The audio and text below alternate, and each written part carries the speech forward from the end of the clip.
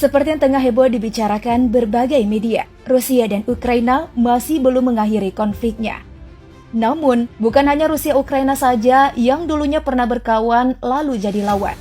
China dan Taiwan pun masih belum bisa baikan. Taiwan dan China kerap berseteru, terutama soal kedaulatan. Taiwan ingin menarik diri dari pemerintahan China, tapi China tidak mengizinkan. Hingga suatu saat nanti, Taiwan harus tetap kembali dengan Republik Rakyat China. Taiwan sedang mempersiapkan kekuatannya untuk menghadapi ancaman China setiap saat.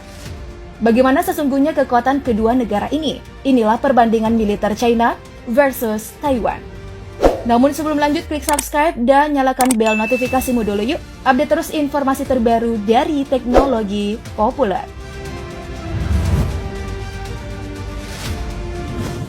Sejarah mencatat, perpecahan antara Taiwan dan China semakin panas setelah Perang Dunia Kedua.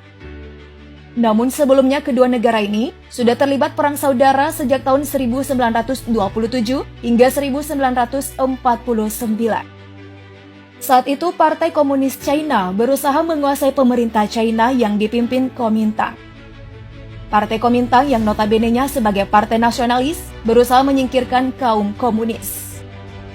Komunis menang tahun 1949 dan pemimpin mereka Mao Zedong kemudian mengambil kendali di Beijing. Sementara Kuomintang melarikan diri ke Taiwan, lalu membentuk pemerintahan sendiri di tahun 1949. Sejak itu Kuomintang menjadi salah satu partai politik terkemuka di Taiwan. Sayangnya hanya ada 15 negara yang mengakui Taiwan sebagai negara berdaulat.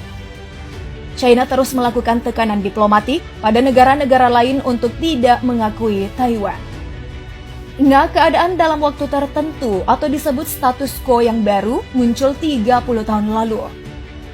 Ketika Beijing dan nasionalis Taiwan mengakui sikap satu China, sebagaimana dalam konsensus 1992. Namun Presiden Taiwan dan partainya menolak konsensus itu. Mereka selalu mendesak Beijing untuk mengakui kedaulatan Taiwan dan keinginan rakyatnya. Tapi, China terus berupaya agar bisa menguasai Taiwan. Tahun 2019, Presiden China Xi Jinping meminta Taiwan bersatu secara damai dengan negaranya. Taiwan sangat tidak bisa menerima penyatuannya dengan China. Meskipun Taiwan sering digempur China, mereka tidak lengah. Sebab Taiwan sudah mengantongi dukungan dari komunitas internasional. Konflik keduanya dianalisa oleh beberapa pakar militer dari Barat. Mereka berpendapat, jika China mengambil alih Taiwan, maka akan lebih bebas untuk memproyeksikan kekuatan di kawasan Pasifik Barat. Hingga kemungkinan mengancam pangkalan militer Amerika Serikat terluar di Guam dan Hawaii.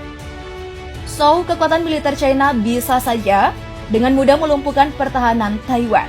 Tapi, Amerika Serikat tidak akan membiarkan itu terjadi. Lantas, bagaimana kekuatan militer negara berkonflik ini? Mari kita lihat perbandingan kekuatan militer China dan Taiwan. Kembali aku mengambil data dari Global Firepower. China berada di peringkat 3 dunia, sedangkan Taiwan berada di ranking ke-21.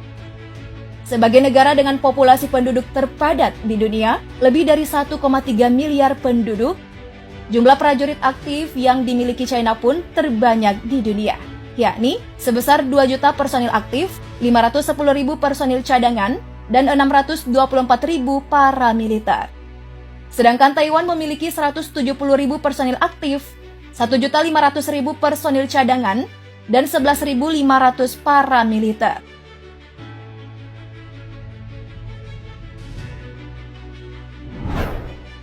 Berikutnya mari kita lihat perbandingan kekuatan udara.